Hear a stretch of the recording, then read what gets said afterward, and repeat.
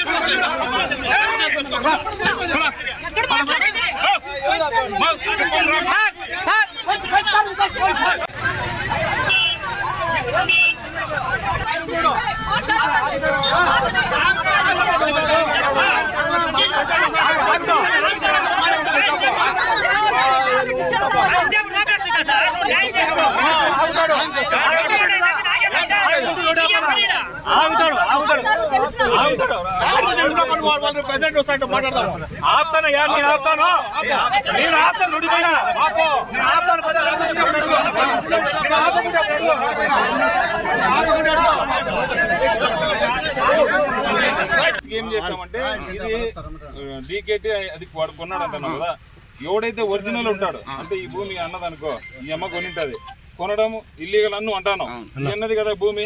ఈయన కోర్టు పోయి ఇంజక్షన్ తెచ్చుకుంటారు, నా భూమిలో ఇల్లీగల్ గా ఆక్యుపై చేసుకుంటున్నారు, నేను ఎవరికి అని ఆపేసాను. అప్పుడు నీకు రాలేకపోయి ఎవరికి ఎవరు న్యాయం ఎవరికి జరగదు అంటాను. నేను ఊరికి న్యాయం జరగదు, వాడో కొనుక్కున్నానికి న్యాయం జరగదు. అట్లా కాకుండా నేనేమంటానంటే పట్టానో ఏదో ఉంటుంది, నువ్వు నీ కష్టానికి ఈయన కమ్ముకొని ఉంటావు. ఈయన చెప్పేది ఎవరు వాళ్ళ దగ్గర ఉంది, డీకేటీ పట్టా ఉందంటున్నారు. అంటే ఇప్పుడు పోనీ ఇది నీకు ఊరికి ముందు ఎన్నో సంవత్సరాల నుంచి డీకేటీగా పడుతుంది. ఇది కబ్జా చేసి మండల కన్వీనర్ బుల్లెట్ అనే ఆయన కబ్జా చేసి ఇండ్లు కట్టుకుంటా ఉంటాడు సార్. దీని మాకు కావాలి సార్.